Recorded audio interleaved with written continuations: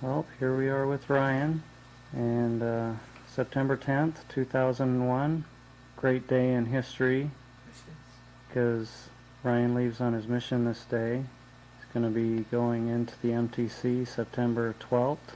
Oh, and it is my birthday. So, well, what are your thoughts today, Ryan, as you're just getting ready to go to the airport? Excitement. I'm excited to go, to get out there and to get started on my mission. I've had a long wait, and so it's kind of been dragging out, but I'm excited to finally leave. I wouldn't say I'm necessarily nervous, more or less, just curious about what it will be like, with my mission companions and the area and with the MTC and learning the language, stuff like that. Mm-hmm. So mainly just kind of wondering what it's going to be like, but mainly excitement and ready to get out there and to start my mission. You feel like you're prepared adequately, or could you have used a little more time to study a little more or something? I feel that I'm prepared. I do. I guess you can always continue to learn, and I will. That's the whole reason. That's one reason I'll come back different probably after my missions, because I'll grow a lot. But as for preparation for it now, I think I'm ready. I feel I'm ready. And the key is the Spirit, and so I have that with me. not very long ago you went through the temple for the first time, and what did you think of the temple and the ordinances there? I actually really enjoyed the temple a lot. They told me it would be weird the first time I went. I don't think I really thought it was too weird. I mean, it was just different things, but they felt right. I knew that they were right, and so it really wasn't all that weird. It was really a good place to be, though. I felt good. I went to a little bragging time. I went through and did about 25 endowments before, in the past about 3 months before my mission now, and I've done I think a bunch of sealings and baptisms and stuff like that. But so I really enjoyed having the temple this close. It was really nice to go there as often as I could, trying to again prepare myself and get ready for this adventure.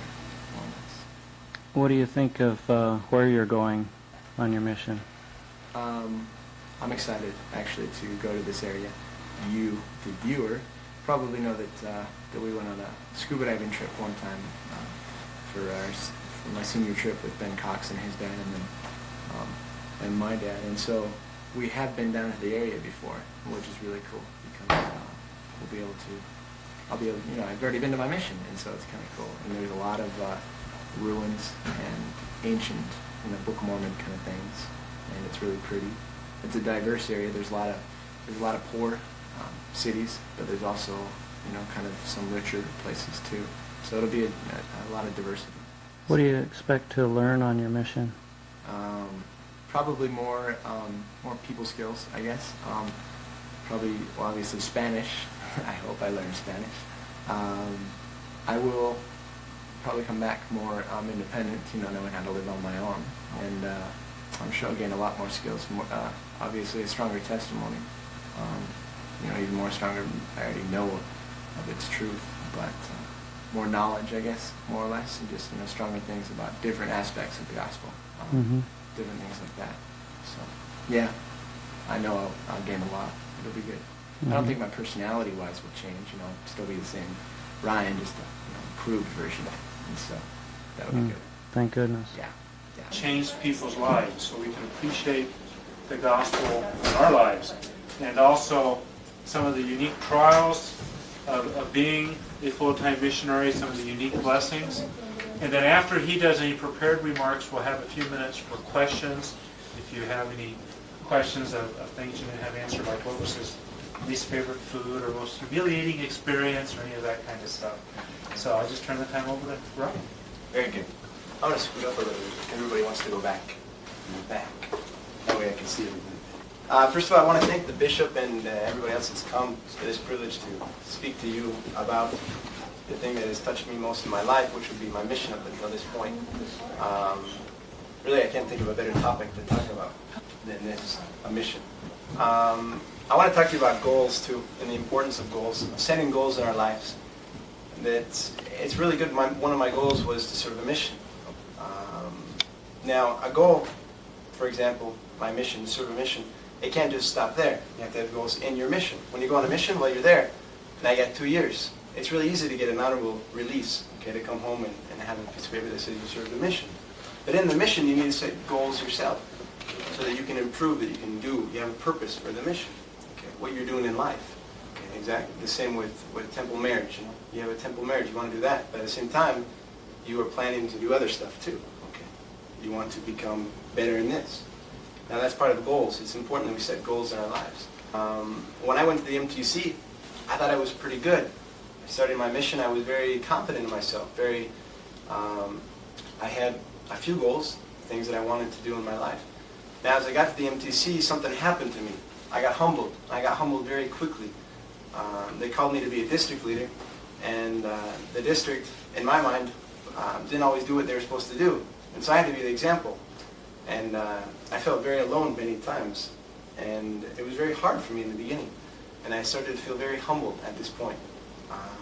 There's a scripture that I read that really meant a lot to me. And it meant a lot to me before my mission, but on my mission it really started to mean something to me. And that scripture is found in Ether 12:27. Those of you who are scripture master people should know this scripture. Somebody know? Elisa? Ether 12:27? If you started, I might be able to finish. It has to do with weaknesses. About making them strengths. Yeah. I like to read this scripture because it's really good. It's in Ether 12:27. The scripture says, "And if men come unto me, I will show unto them their weaknesses. I give unto men weaknesses that they may be humble. And my grace is sufficient for all men that humble themselves before me. For if they humble themselves before me and have faith in me, then will I make weak things become strong unto them." Now, it's very important. It's a formula that we have to follow. First it says, if we will come unto the Lord, He will show us our weaknesses. Okay. When I went to the MTC, I was coming to the Lord, and I got humbled, and He showed me my weaknesses. Okay. That I would be humble, and that if I continue to try to better these things, that I would become a better person. Now, in the beginning of my mission, I made a little list. I made a little list of things, well, basically my faults, the things that I wasn't that good at, okay, at the beginning of my mission. And it was really hard for me at first to put these down because, first of all, I put them down on paper. That book contains them all? The book contains every one of them. That's the one. All right. I don't have that one. Actually, probably. But I put a little thing. First of all, I put down basically my weaknesses, things I wanted to improve. Okay. Later on, I put the way that I was going to improve them throughout my mission. And if you want to read them later on, you can, so that you know how weak I am. You can read these and you can find out. But it was something really interesting that happened in my mission, is that these things became strengths unto me. Okay. These things became things that I was able to do a lot better at the end of my mission. And the purpose of a mission really is not just to better oneself. Okay. The purpose of a mission is to baptize. Okay, to bring people unto Christ. And this is what happened to me. This is when I went to the mission, I came there with this intention, to bring people under Christ. After I learned a little bit more about the mission, I learned the importance of that. In my mission, as a byproduct, I became better. As I told you about these things that I needed to improve, to become better. And it was great how, as time went on, they became better. One thing I learned in my life is the importance of stories. Okay. Before my mission, I was able to associate with my dad a lot in scouting, and we went on many trips. Many of these trips, we had very spiritual experiences, parts when I learned so much, and it was a story of my life that applied to the gospel, and I learned so much from this. In my mission, I learned a lot. Okay. One time, what I prepared going through this, I think preparing for this fireside was the best, because I was able to read my journal and look at many of the experiences that I needed to do, or many of the experiences that I had in my mission. And how they affected me. One such is one time when we were preparing for a baptism that we had, and it was going to be 2 baptisms in one day. It was 4 baptisms, 2 services. Okay, and the first service was at 10 o'clock, and so we got there a little bit early to fill up the font and to make sure everything was good. We got there about 9 o'clock. We went there, we started filling up the font, and so we had this time, so we started studying. As the font was filling, we started hearing the water not running, and just a little bit of drips. We noticed there was no water, so we went up to the top of the roof to look at the big barrel. That's how they fill up their water. It goes up to the top and then it goes down. Anyhow, it was empty. That's important to know because that means there was no water in this place. We tried to fill this up, but we couldn't. So we didn't have water. As this time went on, the time for the baptism was getting closer. So we decided to go for them, the people that we were going to get baptized. So we went for them, and we waited about a half an hour, 45 minutes for the bus to come. So now we're already almost past the time of the baptism. We went to their house, and they weren't there. Later on the way back in the bus, we found them. And so it was really good. So we were coming back to the church, and we found these people that were going to get baptized instead. We get to the church, and it's a room full of women. And that was really good. There's a lot of people there. But to have a baptism, you have to have priesthood. You have to have a witness. And there were no witnesses there. At least they're all women. So we couldn't do it. So this was happening too. And in my mind, I'm thinking, this is going to be a cool story. I hope this all works out. Because it's just going to be a great story to share and write in my journal. And so this happens. So we get to the church, and it's just full of women. And I have a picture later on you can see of us filling the font. We had these big 20-liter of bottled water they use. We started filling the font with these things, and that takes a long time. And we started filling it up, and it really didn't do anything. So we decided that we're going to have the baptism. In this moment, a couple of elders, missionaries, came who had followed the Spirit and saw that there's people there, like, let's go see what's going on. They came, so now we had enough for witnesses. Okay, so we were feeling pretty good there. And but the water was still about 2 feet high. So we're like, well, there were two children of a recent baptism, and we're like, well, it'll be good. They were 15 and 17. So we decided to baptize them. And my companion did the girl, and it took him 7 times to baptize her with the amount of water there was. So he stuck her under, because their dress has to be under too. And so it was really interesting, 7 times, and we finally got her. Me, I knew it was going to be hard, and I had the guy, and so I'm like, well, I'm going to put him under. So I put him under, and the first time didn't work. But then the second time, I remembered a story of my dad when he was on his mission, and he and one of his had his companions had a person in the water, and she didn't go under, and so he just went like this, pushed her under, and that worked. Well, it wasn't him, but it was his companion who did it. And so Oh my goodness. I remember the story, and I'm like, well, he's going under because he has to get baptized. And so he went under, and his face, I noticed his feet weren't up, so I held him right here and put his feet underwater, and I was able to get him underwater, and he got baptized. But this and many other stories in my life were very important to me because it was a testimony to me that Satan is always against us. Okay, and that Satan doesn't want us to have these experiences. He doesn't want people to get baptized in his church. He doesn't want people to have joy. But I learned that good always triumphs, and it was really a testimony to me of the importance of the Lord. And I really enjoyed this story, and like I was telling you, I was able to write that in my journal. My journals are so important to me. If reading through them before this, I was able to think of the many experiences that I had in my mission, the many things that happened to me. Now, I want to share, I have a couple of stories that I'd like to share about things that I've learned in my mission, just plain and simple truths that I was able to learn. It's so important in our own lives that we write these things down, okay? Many times in our lives, there's a talk by Elder Holland that I really enjoyed. It's called Cast Not Away, Therefore, Your Confidence. I don't know if anybody's ever read this talk. But it talks about the importance of, what it talks about Elder Holland says, sometimes in our lives, the Lord takes us up to our own mountain, our own temple, and shows us a little piece of our lives, okay? The things that we're gonna be able to accomplish in our lives. He shows us these little experiences, okay? Shows us who we can become. In my own mission, I was able to have these experiences and see parts of the person that I can become.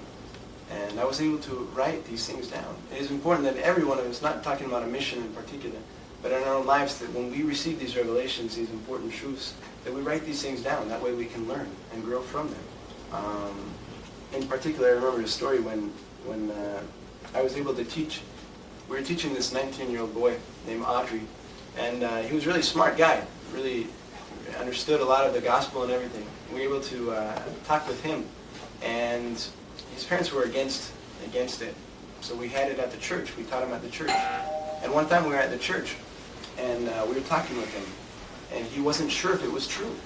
And so we decided that I said we should pray right now. So we decided to pray. We kneeled down, and he started praying. and he offered a prayer asking the Lord if this was true. Now, in this prayer, we were able to feel the Spirit very strongly. Afterwards, I asked him how he felt. What was his feelings? And he said he felt really good. And I started asking him, what do you think this means? And he was able to understand that, he was able to say, well, I think this is true.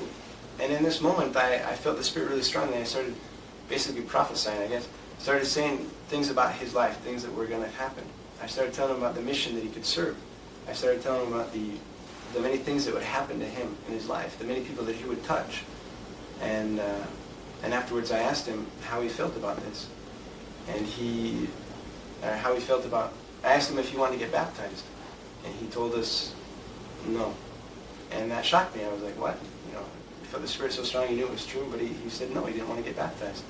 And we kept talking with him, we tried to help him out, but he never got baptized. And this really showed to me the importance of that we have our choices in this life. We can choose between good and bad, what we want to do. It is our choice. If we want to be happy, we can. I think the coolest thing in my mission is I was able to help so many people with their problems, the things that they had in their lives. I was able to see so many broken marriages, broken families. And I learned the importance of choosing the right, you know, just doing what is good.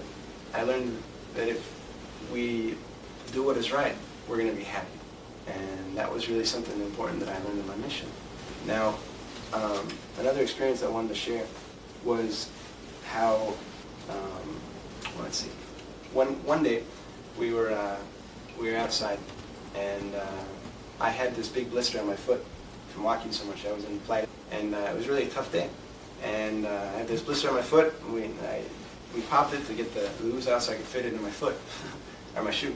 And so we started walking, and all our appointments fell. And so we were kind of a little bit down. Then we went to another appointment with this guy that we had been teaching. We talked to him about baptism. And we talked to him about what he needed to do. Now he was living with his girlfriend. We thought it was his wife, but we found out later on that it was his girlfriend only. And we talked to him about getting baptized. And he didn't think he could receive another baptism. And it was really hard for us at this time because we wanted to teach him. We wanted to tell him that he could get baptized and do this. Yet he didn't think he could. And the Spirit testified to me that he really, this was true, and that he, at this point, wasn't ready. And it was really hard for me, this tough day that we had. Now, are there any questions right now? Any questions before we go on? I have some more. I have some more experiences that I'd like to share, but I'd like to open it up in the middle at this point for questions that maybe you have before I keep going with some other experiences that I'd like to show and the things that I've done in the mission. What's that? How come that guy is hiding? I don't know. It's a good question.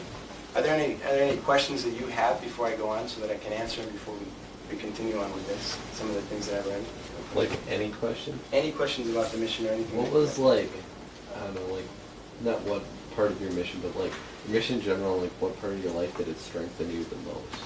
What part of my life did it strengthen the most? Yeah, like how, like, yeah.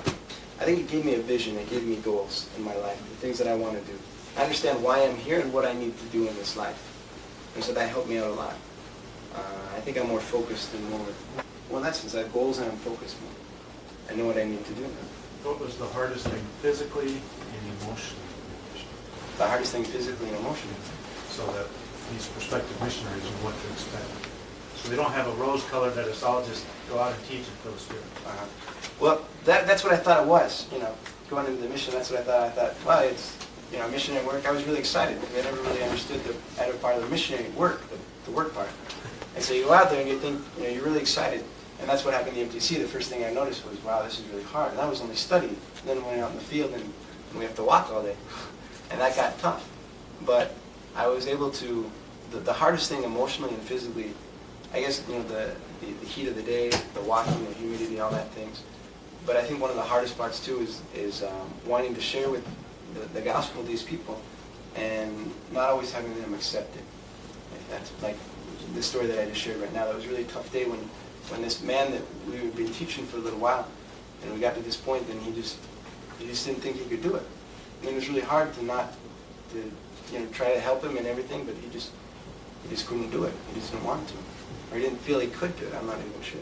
And so that was one of the hard part of the mission in that sense, is that we start to, well, in that sense, I guess. You invest in them so much, Yeah. and then they don't always work out. accept it or grow or develop. And it's really hard some days when you want to. You keep going, and it was really hard because sometimes in some experiences you have something really bad happens, all your appointments fall, but then a while later, and that same day, God shows you this family, and then you're able to help them out, and everything works out good. But there's a lot of other days too when it gets hard, and that's how you end the day. You go home and cry yourself to sleep. Not well, sometimes, but you get really sad because it's like, I want to do this. But at the same time, I guess the mission is really a roller coaster in that sense, because you feel so much emotion all the time. There's so many things you want to share, and you get depressed sometimes. But then all of a sudden you just have these highs, which is great. You just feel the spirit so strong. For example, with Lucy and Danielle, this is the first baptism, where they were able to. Everything happened wrong that could happen, but in the end they got baptized. And it was really just a testimony to me that they should get baptized. I knew it was true. Satan put all the obstacles he could into it, but it didn't happen. Tell them what a typical day was like for you, like what time it started, what you would do during that time, and what time it would end. A typical day? A typical day, we woke up, in our mission we had to wake up at 6. In my mission I woke up at various times. In the end I ended up waking up at 5. But you wake up and, well, what I did personally, I guess, I woke up and I did exercise. And I read the Book of Mormon for half an hour, intermittently. And afterwards as a companionship, we studied for 1 hour. We planned out our day the night before, and then this time, with our companionship, we start to plan what we're going to do in this day. We did that the night before. We start planning what we're going to teach these people, and what they need, what the family Rodriguez needs. Okay, they're having problems with their children. We're going to teach them about family, the importance of family. Or they're having problems with drinking. We're going to teach them they have to stop drinking. Everybody has their certain things. Then after that, we get to study individually, whatever we want. One thing you see here is this award that means a lot to me. It's called the Excelencia. You don't even need to know Spanish to know what it means. Probably figure it out. Excellent. Anyhow, in our mission, we had a program of study that consisted of 10 levels of things that we had to study throughout our mission. We could go advancing in these levels. The first level consisted of our discussions that we had to memorize. Afterwards, the scriptures that went with that, and other things part of that first level. After that, there was other things. We had to memorize a bunch of scriptures. We had to read some books. I have some of the levels here, but it's really quite hard. I remember the first time looking at these levels and thinking, wow, I'm hoping I get to 3, because it's really hard. And I saw these things, I was like, wow, this is, I hope I can do at least a little bit. But the great thing that happens in the mission, I shared this example in my talk, and I think it applies now. I gave the example of a, what's it called? Where you put glasses in, a container. Glass case. Glass case, there you go, for glasses. And I put a penny in it, and I shook it, and that's how we start our missions off. That's how we start a lot of callings off in our lives. We're really small, and the calling's really big. And we see things, and we're like, wow, I don't know if I can do this. Okay, starting a mission, you're going to feel, I don't know if I can do this. But as time goes on, you start to become better, because it's expected of you. The Lord expects this of you, and He helps you. He doesn't leave you alone. In my mission, the hardest experiences that I had were always accompanied by the Spirit. I always felt like He was with me. And as time went on, we were able to grow into this calling and become better. Now with the levels, it was the same. That was a study program that we had, and as time went on, I was able to study more and able to become better. And finally, I got this at the end, and I felt really good getting it. And there's a lot required for it, but it has to do with goals and setting goals in your own life. Not just, well, I want to do this, I want to do this, but you have to put more goals. Well, how am I going to do this? What am I going to do to achieve this? In the day, going back to the day after studying individually, we would eat breakfast and leave at 9:30. We would leave and go and preach. We worked mainly with proselyting, knocking doors, or references that we received. Afterwards, we'd also help less actives for about 1 or 2 hours, and that was mainly our whole day. We ate at 2 o'clock, then we went back to work, and we got home at 9:30. And so it was quite the full day, and it was really hard at the beginning. It was really hard at the beginning because no one's used to walking all day in that what's there. But as time goes on, you become better, and the Lord helps you so much. So that was basically our days. I don't know if that answered your question. Are there any other questions at this point? Rochelle? I've heard from a lot of missionaries and return missionaries that on your mission, like you said, you have your weaknesses, you have your goals, but there's a point in your mission where you can honestly say it's about the worst part of your mission. You're working your hardest, nobody's responding. Your area, that you're at, it just feels like you're going to fail. But once you come out of that part, you realize how much you have actually grown and how much the community actually has to work together to become a better area, whether it has when you're going to see it or not. Is there an area like that or a time like on your mission that you had that where you grew maybe in patience or your perseverance or in something that you never planned on growing in, that you never knew that you were going to have a weak state in? I think many times on my mission, I didn't have just one of those experiences, but I think it was like a ladder, a step, a staircase going up. That you'd always have little points where you start to look back on yourself and start to see, well, I can improve on this, and a little self-evaluation, because things are just going wrong, and you start to evaluate what you need to do to make things better. That's the best thing about the mission, I think, is because it gets really hard, and it's always required of you to do your best. And so at this point, you have to look and see, what can I do better? Why are we not baptizing? Why are people not coming? It may or may not be your own fault, but you look at yourself and you're like, well, are we being obedient? Are we doing this? Are we doing this? And I think many times in my mission I did that in that point. I can't say there was one point like at the middle of my mission where I was like, I did this. It happened many times in my mission. Like I was saying in the MTC, it happened right away. It's like, wow, I need to change some stuff. And I did that, and that's how I grew. That's how you grow in life. Why? Did you meet Aaron in the MTC? She brought me to the MTC, actually. That's my cousin. Did that answer your question, Michelle? Yeah. Are there any questions right now? Very good. Okay. I like your questions. Very good. I want to share with you a little. Well, one thing that's really important too in your mission. As I speak to the guys, and I also speak to the girls in this, if you go on missions and that, but it's in your own life. Everybody that has already been on missions, you can apply everything to your own life, and it's really great. One thing that I learned in my life was great companions. I had great companions in my mission. From every companion, I was able to learn something new. It was really great. I can look back and tell you everything that I learned from every different companion that I had. Okay, something new that I learned from every one of them. And many companions I had.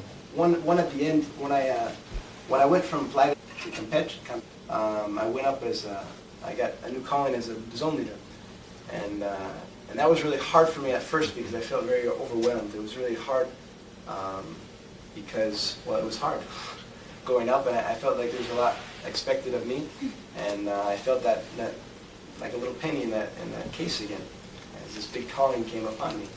And one thing that I had with that when I became zone leader was my comp was a zone leader too, and so he pushed me, he helped me to see what I could become. He was a great comp, a great companion, and I learned a lot from him.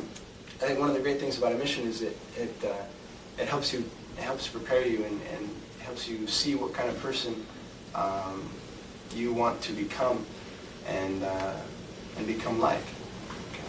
He was a great companion to me, and I learned a lot from him. One time, when I first came there to Campeche and I became a zone leader, in the very beginning, the first week was probably the hardest. We started waking up a little bit earlier than I was used to too, and we were working really hard. He was a hard worker, and we went on divisions a couple of times in the beginning to check out how they're doing in the other zones, the other areas.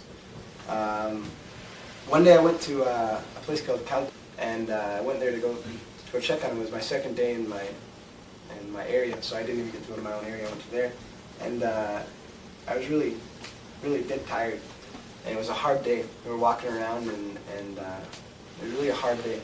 And we got to this house, and we went in, and I asked to go use the bathroom. I went to the bathroom and I offered a prayer because it was really hard, and I didn't feel like I was doing as much as I could. So I offered this prayer, asking the Lord to help me, asking the Lord that He would help me to have strength and to become better.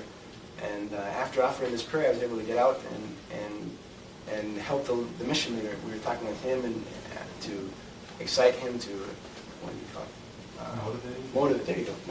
Motivate him and help him to become better. Me and this other missionary. And it was really a testimony to me of that we need to take a little break every now and then. Not necessarily go to the movies or anything like that, but you just take a little break and offer a prayer and ask the Lord for help. One thing in my mission that I was able to do, and that I think describes the mission at this point, I was able to, at the very beginning of my mission, I was able to do a lot of exercise. I started doing push-ups. And at the very beginning, I could only do about 30 push-ups. And that was really hard. Just doing 30 push-ups was pretty hard. But as time goes on, I was able to get up even higher. And but doing that high amount, I got up to like 200. And that was really hard, doing 200. Okay. But likewise, doing that 30 was hard too. But the thing was, I had progressed and I'd become very, I gained more muscles in that point. Okay. Likewise, in the mission, as time goes on, at the very beginning, you can only handle so much. Okay. You can only handle 30 push-ups in that sense. But as time goes on, you become better. You start to improve, and you're able to take more.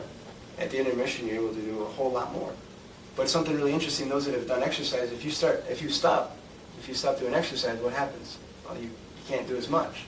If you're doing 100 push-ups, and all of a sudden you stop for a little while, you're not able to do any more.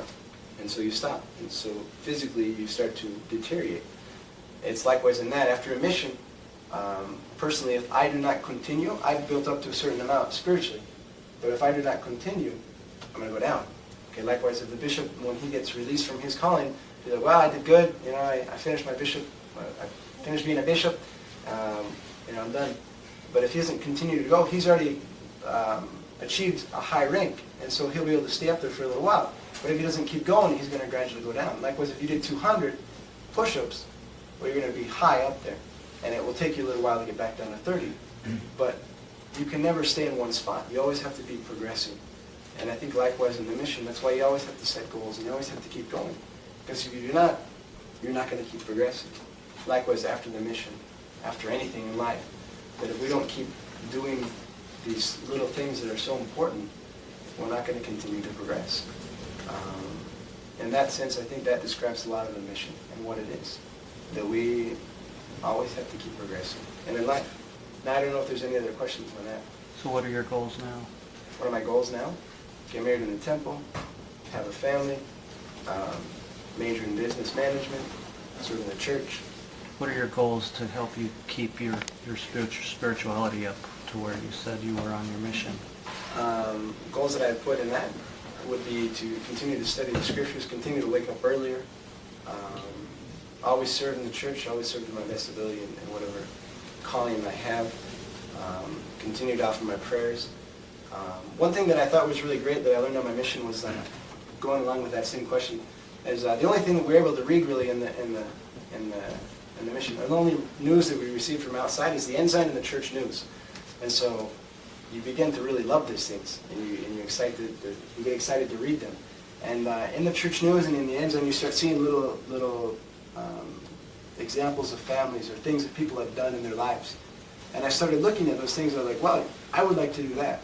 I started writing down the things that I like for my own family. Now we're talking about in the future, but the goals that I had for my own family. Well, in my family, I want to do this. Because I read it in the church news, and it worked for this family, and this is what I'd like to do. And I started writing that down. Other things I started learning was in the families that we would teach, I'd see a lot of problems. And I wrote that was down too. Things that I didn't want in my own family or in my own life, personally. Not necessarily in a family setting, but in my own life, because I thought, well, I see that brings unhappiness. Well, I don't want that in my family. And that's why I talked about the importance of a journal, that we keep a journal and we write these things down, because otherwise we're not going to remember. Preparing for this fireside, I was able to read, I was like, wow, I forgot about that story, And the cool attributes that I learned. And that started going with the goals that I had for my own family and for my own self in that sense. Did you have a question, Mary? I just want you to, for those people in here that are preparing themselves to go on mission, or even if they're preparing themselves to go to the temple, which is a mission in and of itself, is there anything that you can recommend to them that they do that maybe you saw that worked for you in your life that helped you to be successful on a mission, or things that you look back on now and think, I wished I would have done more of that in preparing me to go and serve my Heavenly Father? Does that make sense? One thing for the guy, we'll talk about the mission. Going on a mission, it's important that I would say get the discussions. I'd say ask the bishop for the discussions. He can get them for you, and to start looking at these and studying what you're going to be teaching. Because for a missionary, you're a teacher for 2 years. And the discussions, there's 6 of them. Those are the things that you're going to be teaching from. Okay? And then you're going to be using to teach the other people. And so it's very important that you start to studying these things, these discussions. That way you can prepare for your mission. Other things that are important in life, it's important that you always are going to seminary. Seminary really helped me out a lot. I'm really glad I did that.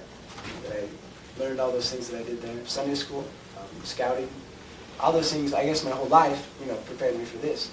But in the immediate, right before the mission, I would say prepare yourself spiritually. I'd say going to the temple a lot. That really helped me out a lot. It was really great that we had a temple here. It was recently built because I was able to go to the temple a lot before my mission. I was able to focus more in what I was doing. I was able to study more. I would say that the discussions the most, you study those, because that is what you're going to be teaching. Did you split with the missionaries much before your mission, and do you think that was a benefit if you did? I did split with the missionaries a lot before my mission, and that helped me out a lot. Yeah, because as people in the ward, sometimes you see the missionaries, and they play basketball on Mondays, and we play basketball with them, and you see them at church, and they're happy. And as a youth, that's in my mind. They have come over for dinner, and I started to think, wow, that's a mission. Well, I want to be a missionary because it looks pretty easy. You go play basketball, you go hang out with members, and so you get a little mental picture in your mind of what a missionary is, which is not really true, or shouldn't be. And so going with the missionaries on divisions, on splits, it really helps you out a lot in that sense of seeing what a mission is, what you do on a mission. Okay, the hard things, the good things, the spiritual highs. It's really good to take a class that prepares you for your mission.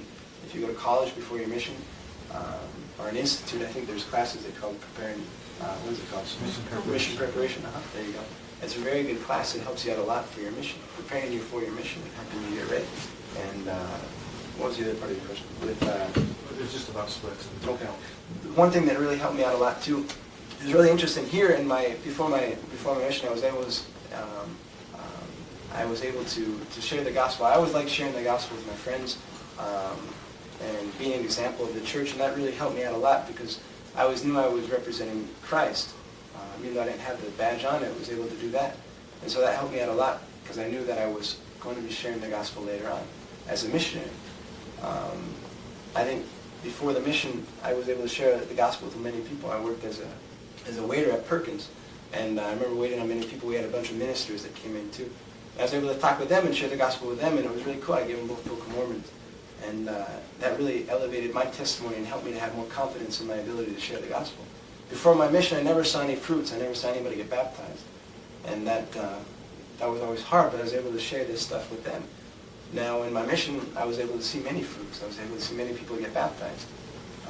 Not really by anything I did, just being worthy to be there. And I guess the preparation I did before, because I can't say I didn't do anything, because I did, but with the Spirit and with the Lord, we were able to achieve that. So, Devin? What's that blue thing up in the sky? I don't know. I'll tell you later.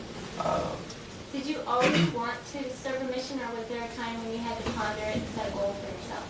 Me personally, I always wanted to serve a mission. Me personally, I always did. Yet, that was my goal, to serve a mission.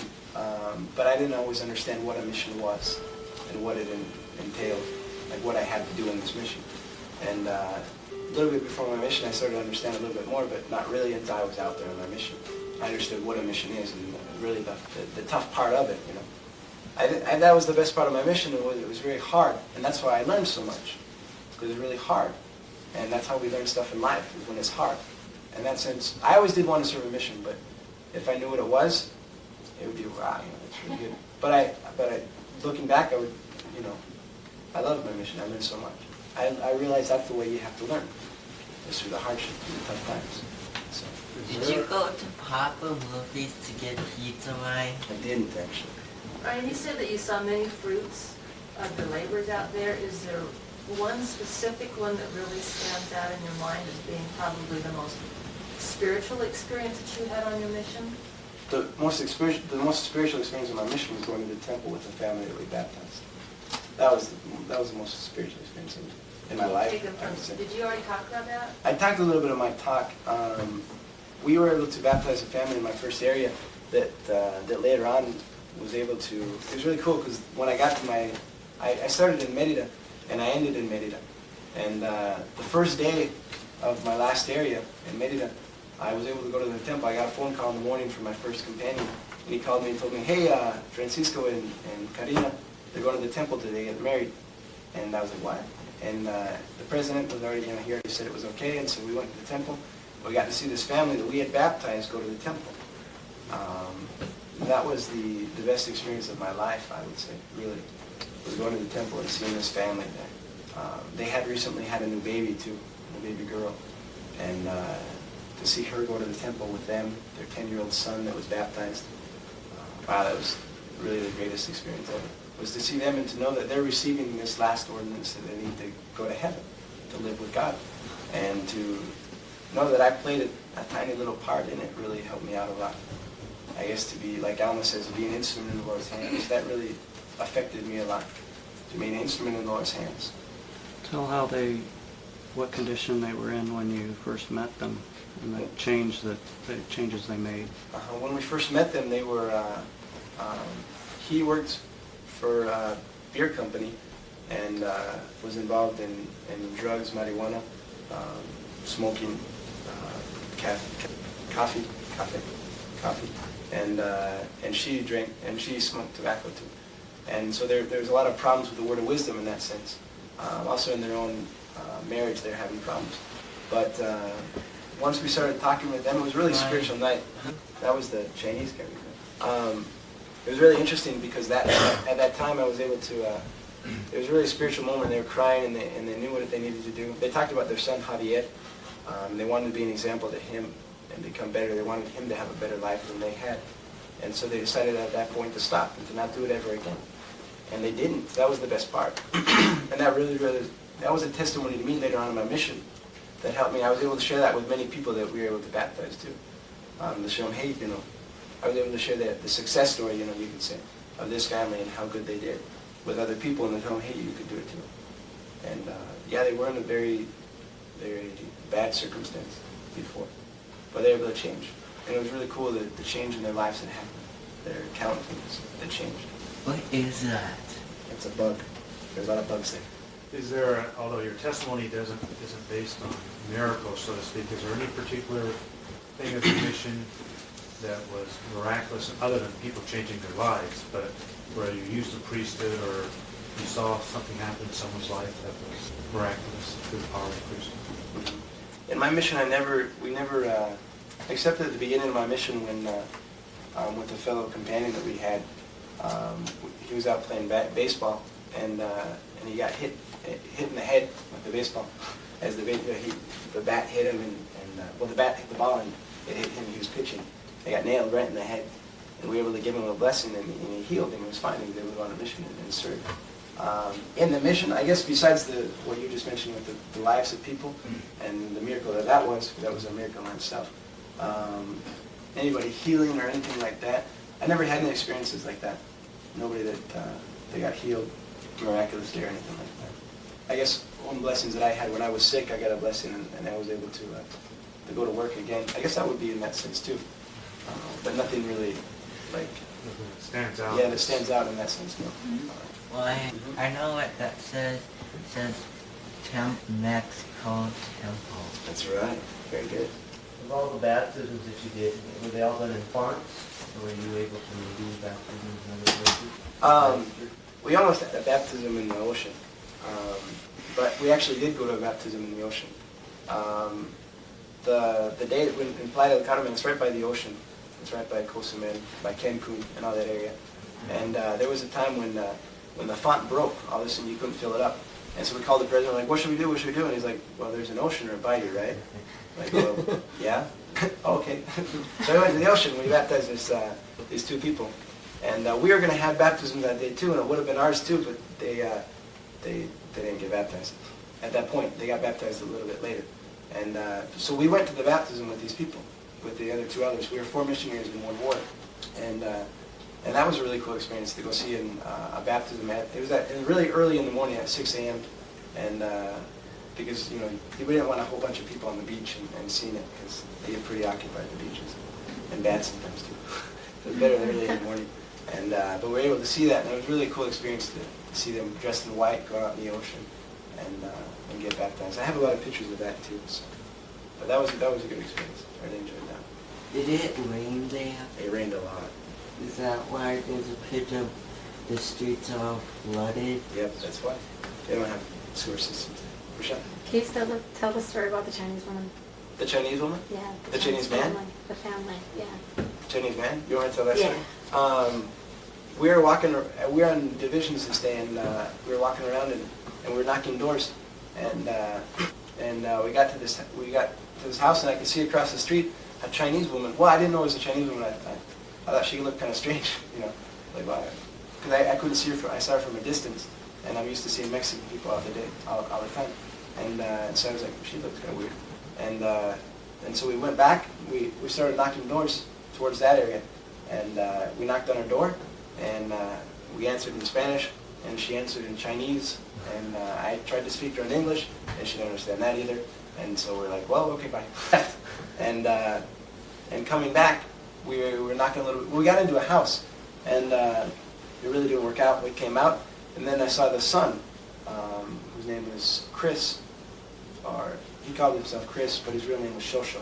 And we saw him, and I was like, let's go talk to him too. Let's go see. I don't know, maybe he knows English, or it'd be cool, or Spanish. And so we went and talked with him, and we answered him in Spanish. We said hi in Spanish, and he was like, I don't speak Spanish. And he said it in English. And I'm like, hey, I speak English, And but he really didn't know much English either. And so we were able to talk with him a little bit. And we didn't go into his house or anything. We just talked to him and told him where we were in a little English that he understood, and we left. And I just thought it was a cool experience. I'm like, wow, we talked to a Chinese guy in Mexico, and I thought it was really cool. And I wasn't. And then we went home, and I told my companion, who we were on divisions, and I told him when he got back what had happened. And I was like, "You want to go meet him?" And it was more or less at this point. It was just we met a Chinese guy in Mexico. It was really a cool thing, But I was like teaching him. I wasn't sure if he would really understand because he didn't know English, he didn't know Spanish, and so I wasn't really sure at this point. But we went there mainly at this point in the first part, just so my comp could meet him. And we went in, we got in, and we started teaching him. We started talking to him, and we started, let's teach him. Let's try to teach him. Because he brought out a little calculator thing, a little translator, so you could convert it from English into Chinese. And so we were able to do a little bit with him. And it was really cool, because we started talking with him and trying to teach him. And any word he didn't know, we'd type it in, and he'd go, oh, okay, I know it. And we started doing the first vision, the Joseph Smith story, the Book of Mormon. And we did it with so many examples, and then this came down, this, and it was just really very action, very actors there at that point, teaching him, trying to teach him and he understood. And the Spirit was really strong at this point. It was really cool teaching him and helping him understand. But we didn't have a Book of Mormon to give him. We were lost at this point. Well, it's true, but how do you prove it to him, or how do you give him the evidence? The Book of Mormon, which is the evidence. And so it was really hard at this point. And what we ended up doing is we wrote a letter on Monday to our parents. Well, my comp wrote a letter to his sister in Provo, right by the MTC, and she got a Chinese Book of Mormon, and she sent it to us, Federal Express, and it got to us pretty quickly, about a week. We went to his house and we showed him the Book of Mormon. It was really the coolest experience of my life, and he started reading it and understanding it, and he really loved it. He really loved reading the book. We were able to teach him, and as time went on, his English got better too, because talking with him, he was able to understand more. And one night, we were in our house, and we were doing inventory as a companionship. Companion inventory. We're talking about basically what we did in the week, and getting the calls from the other people in our zone. And at this time, we heard a knock on the door in our house, and it was Chris. And he looked really kind of depressed. We were kind of like, what's going on. He hadn't gotten baptized yet. And we talked to him, and it turns out he started telling us basically his life before. One of the reasons he had come to Mexico with his family is because before he was really a bad kid. He'd done a lot of bad things in China. One thing he did that was really bad is he had a girlfriend there that was pregnant.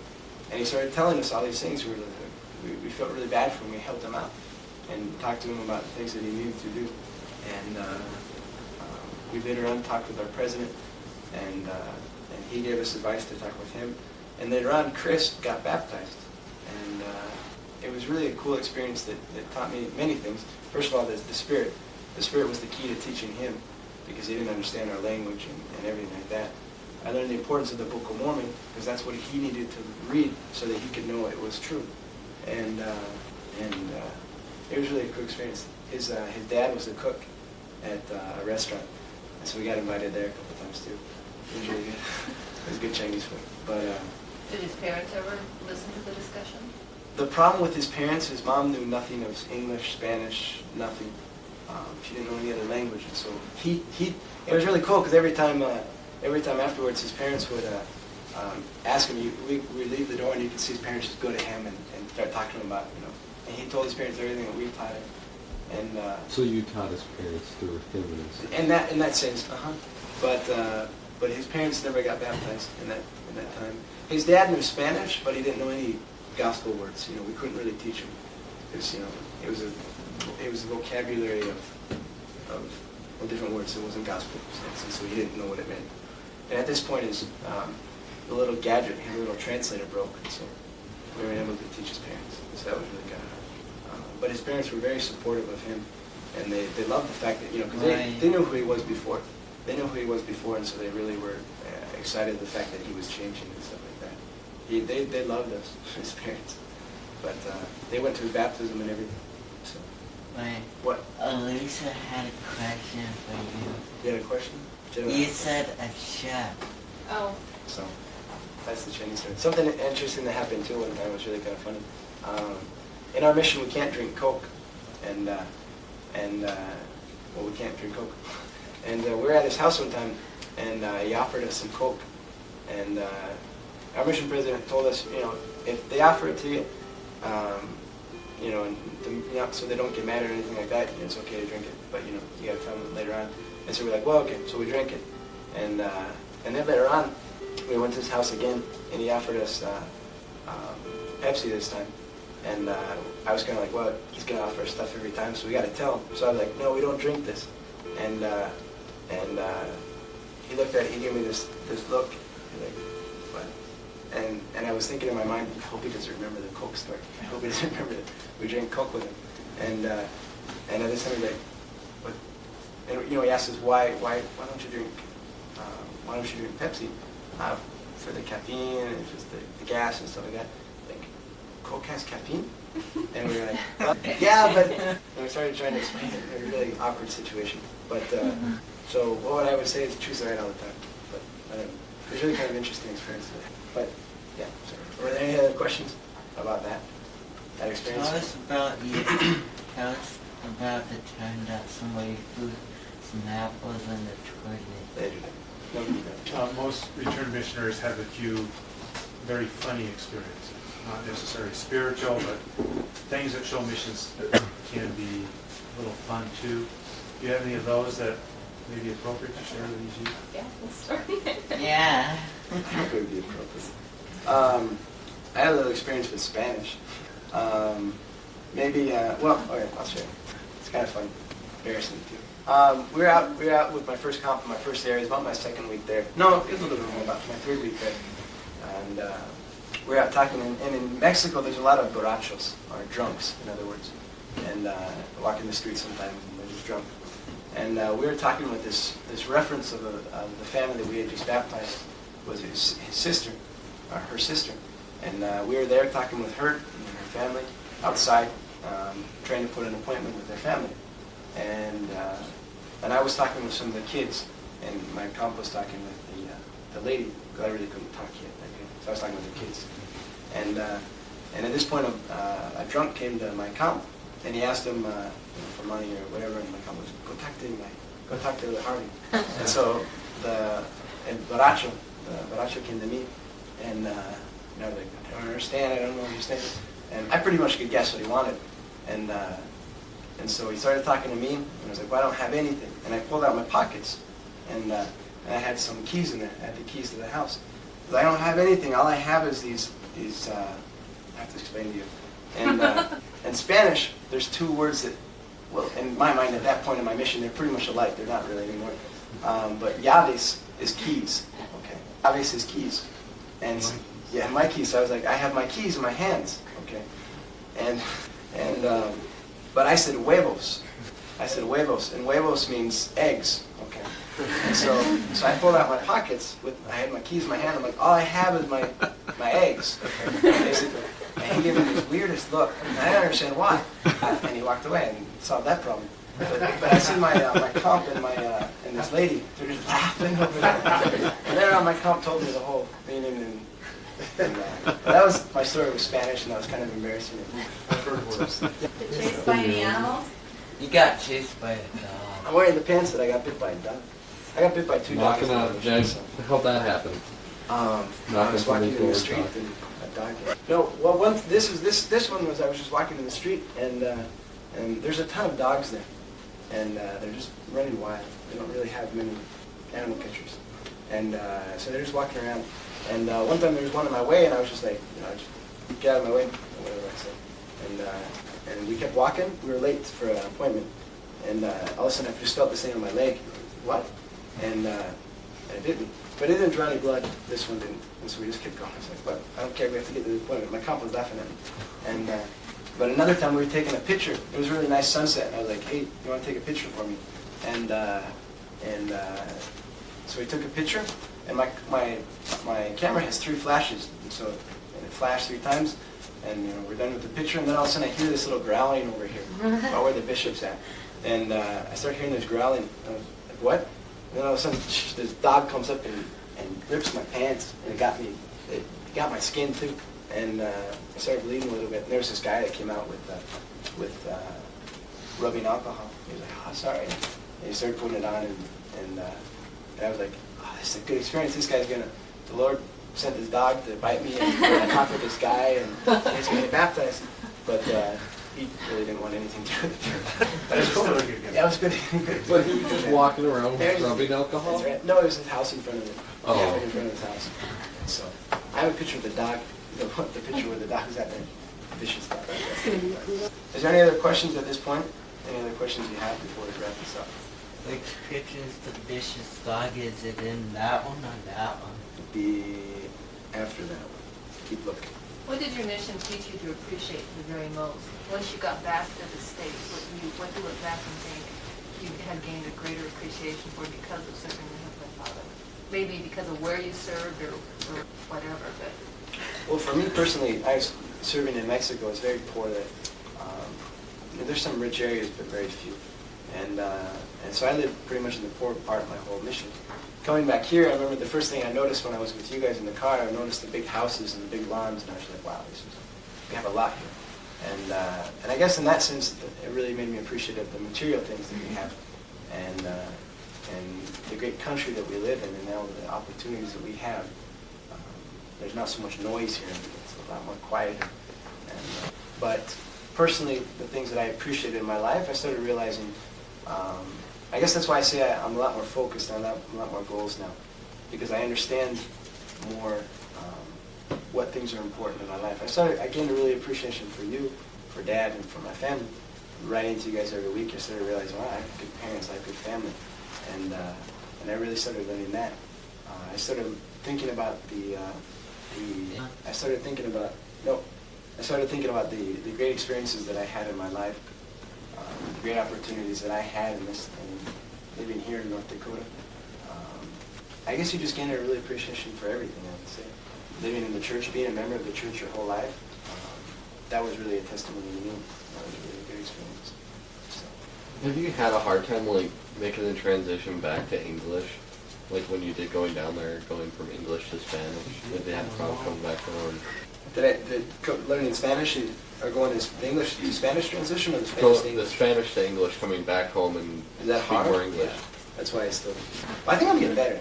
Because I noticed you do have you can tell you have a Spanish accent. Yeah. Yeah, because you learn Spanish, and because you're thinking Spanish for those 2 years, and so now you're just doing it back in. You still, I've heard of still dreaming language. Yeah, I still think in Spanish. It's Spanish. Praise so I in do. Spanish too. Yeah, praise in Spanish. It's cute. Do you like mesh words too? Like you'll mesh like English and Spanish. You'll like say a sentence and you just Yeah. don't realize it, but you just say something that's in Spanish and keep it. Sometimes, not as much now, but I'm getting. He has difficulty finding the English word. He can tell you the Spanish word he wants to tell you, but he can't tell you the English word. And so a lot of times, if he slows down, that's why he's so slow on how he talks, is because he's searching for that English word. There's the explanation. You can make all the excuses you want. Bishop probably. So yeah, in that sense, yeah. And you learn a lot of. I talk with my hands a lot more too, because there's a lot more hand signs there.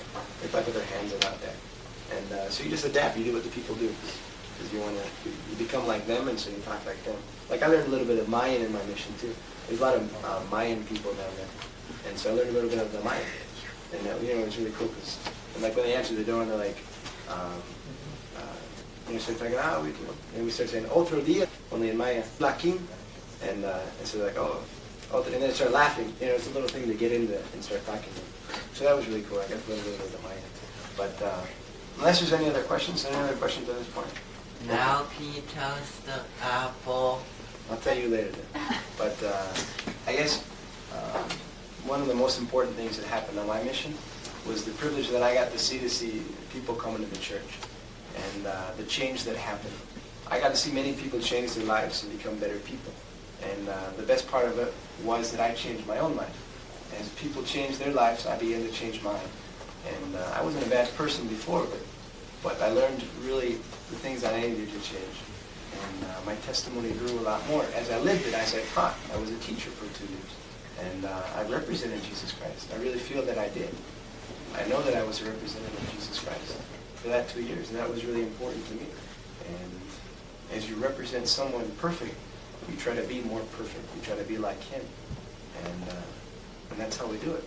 That's how we become like Jesus Christ, taking upon us his name. And we all did that when we got baptized. And I guess that's what happens in the mission, is that you take upon the name of Christ and become like him.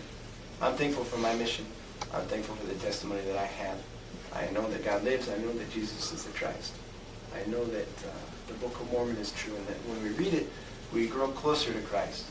I know that Joseph Smith was the prophet, that he restored this church, and that through him, we have the church today.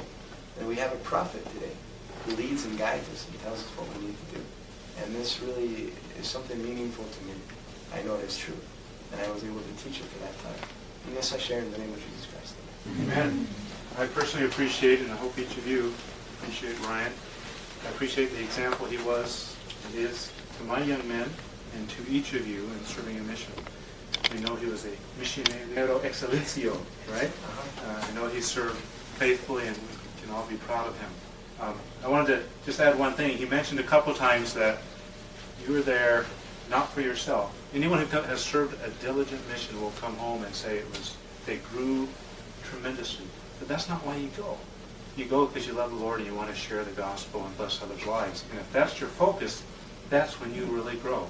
And you're humble and you develop and come closer to your Savior. So I do again appreciate that example.